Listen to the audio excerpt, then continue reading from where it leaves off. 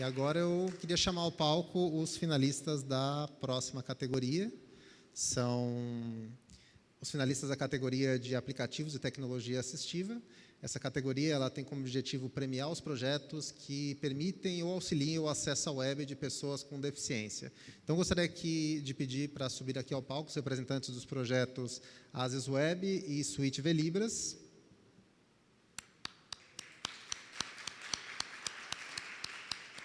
Nós temos também um terceiro projeto concorrente, que é o F123 Access, que infelizmente também não pôde vir para essa cerimônia, mas também está concorrendo à premiação nessa categoria.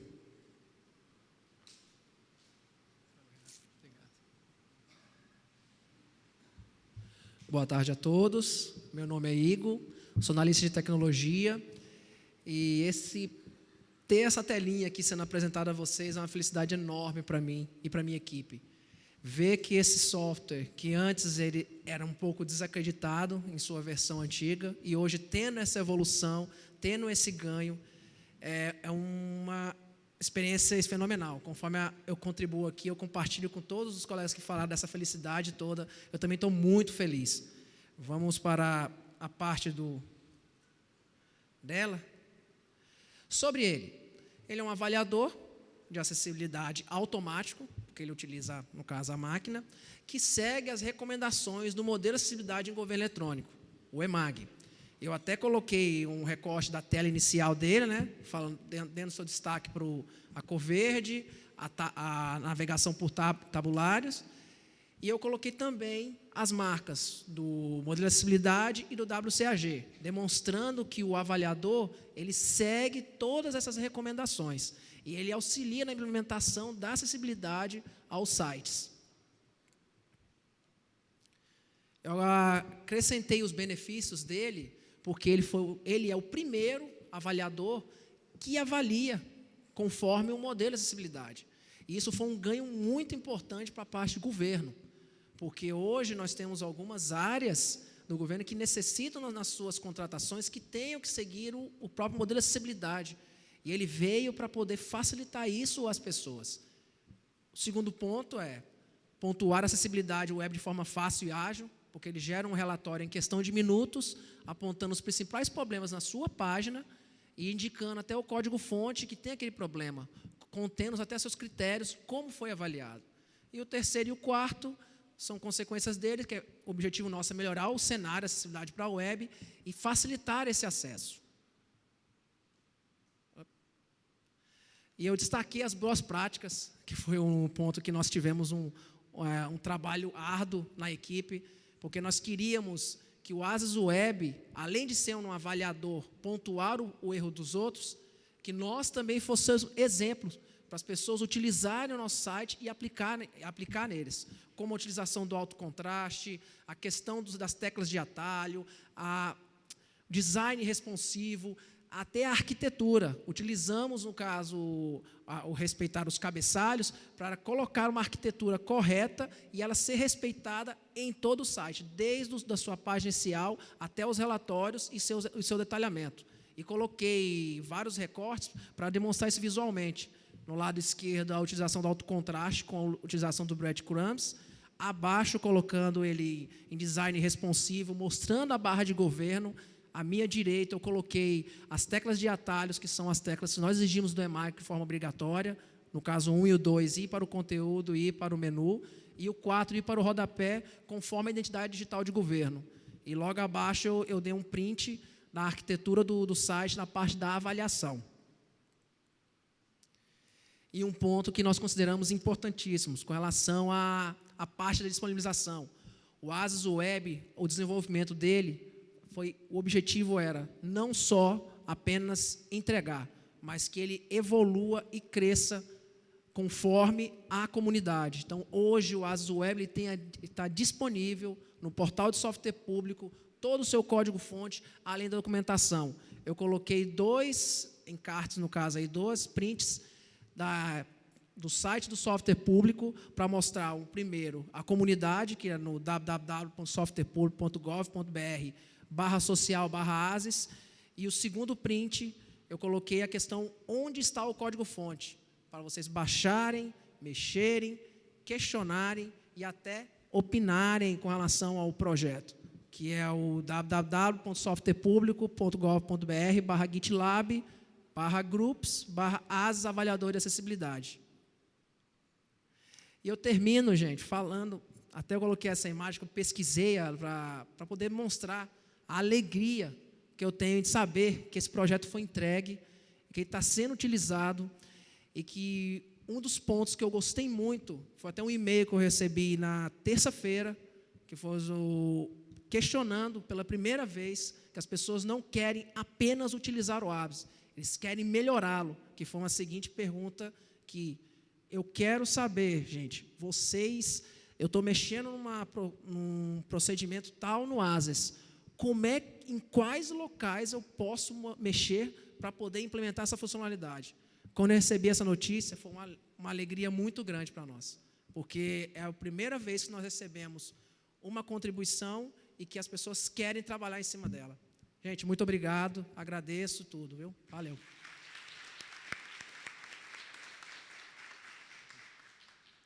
Obrigado. Agora, o representante do Suite Velibras.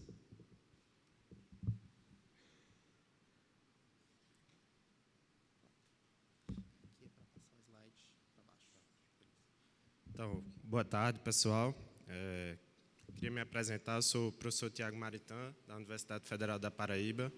Também sou pesquisador do Laboratório de Aplicações de Vídeo Digital. E aí eu queria falar um pouco com vocês sobre o nosso projeto, que é o Suite Velibras, que ele é apoiado, esse projeto, além de ser desenvolvido lá, ele é apoiado por um conjunto de instituições, né, o Ministério do Planejamento, Ministério de Justiça e Cidadania, a RNP e a Câmara dos Deputados. Eu acho que não poderia começar, eu já contei essa história algumas vezes, toda vez que eu apresento o projeto eu falo um pouco sobre essa história, mas eu acho que ela é importante porque mostra onde nasceu, né? Por que a gente resolveu fazer esse trabalho. Tá? Então, em 2009, mais ou menos, a gente recebeu a Osana, que foi a primeira aluna surda do curso de Ciência da Computação da UFPB, e na ocasião a UFPB não estava preparada para receber a Osana. Né? Então, a Osana teve uma dificuldade muito grande no início do curso, ela perdeu muitas disciplinas, e a UFPB não tinha não tinha intérpretes de Libras contratados para dar suporte para ela. Ela gravava as aulas usando um gravador e alguém transcrevia o áudio que ela gravou. E aí ela imagina entender uma aula de cálculo assim, né? Então ela tinha muita dificuldade, e isso levou a gente a pensar o que é que a gente pode fazer usando nosso conhecimento, né? Nós somos professores da área de informática, e o professor Guido aqui que está presente era meu orientador de doutorado, e ele me delegou esse trabalho. Maritan, vamos ver o que é que a gente pode fazer para ajudar a Osana a melhorar um pouco a situação dela. Tá? Então a gente desenvolveu, pessoal, a partir disso a gente começou a pensar numa solução que pudesse fazer a tradução automática de conteúdos em textos, áudios e vídeos para a língua brasileira de sinais, onde essa informação em língua de sinais ela seria representada usando um personagem, né, um avatar 3D, que a gente chamou ele de Ícaro. Tá?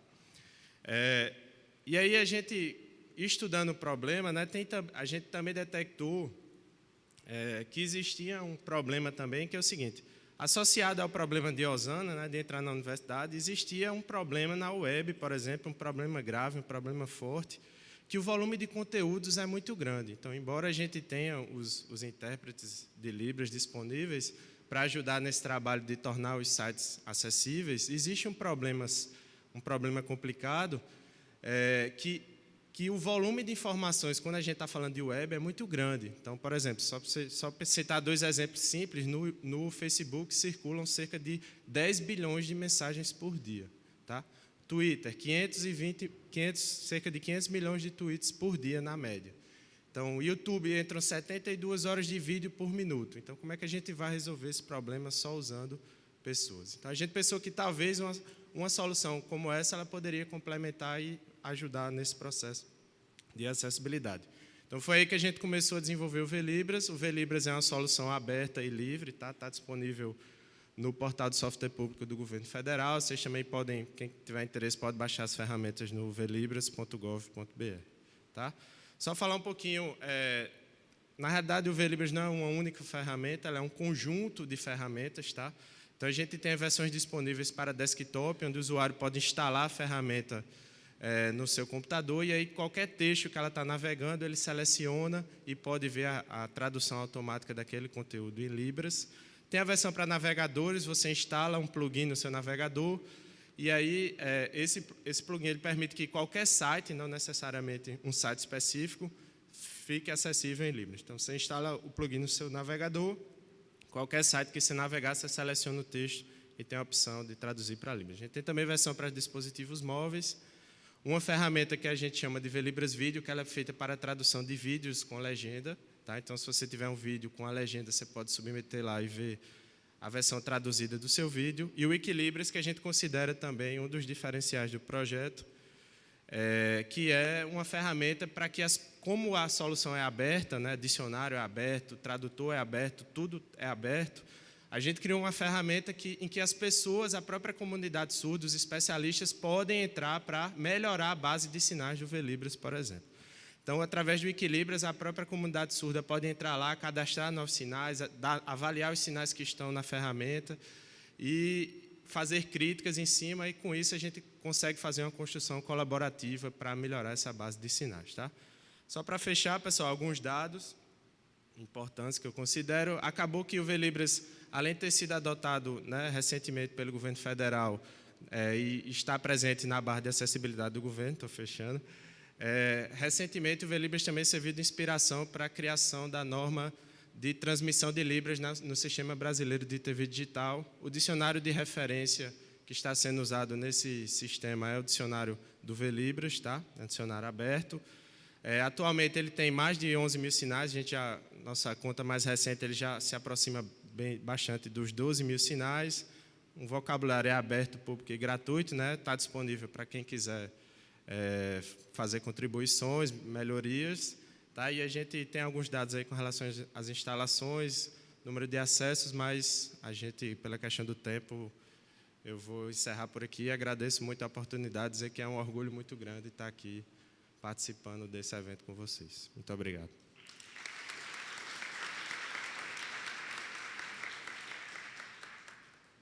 Muito obrigado. A gente tem tempo também para uma pergunta aqui. Tem uma aqui na frente já. Pode levantar a mão novamente.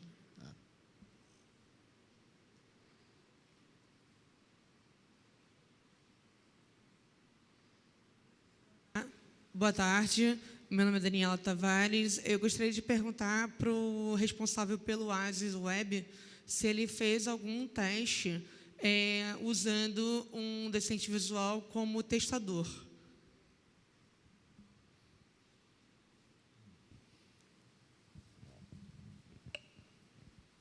Boa tarde, é Igor que está falando, responsável pelo Oasis Web. Na época do Oasis Web, nós passamos porque eu não tive tempo até de falar, o Oasis Web ele teve uma parceria de desenvolvimento, foi o Instituto Federal do Rio Grande do Sul, foi um acordo de cooperação técnica, e ele foi encaminhado, sim, para ser testado por deficientes visuais, sim, que nesse corpo possui uma pessoa que é deficiente visual. E uma das orientações que foi feitas, né, principalmente, foram colocados a questão da arquitetura, como pode ser a arquitetura de cabeçalhos, a questão de início e fim de conteúdo, que hoje a ferramenta apresenta isso de forma transparente, no caso, pela ferramenta. E, sim, tivemos a questão da orientação por eles. Só que eu acredito que tem que melhorar mais.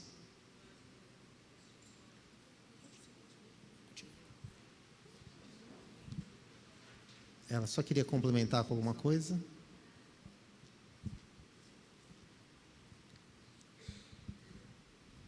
Só para complementar a pergunta, no caso, esse deficiente visual, ele, para fazer os testes de usabilidade e acessibilidade web, ele utiliza o Oasis para testar os sites?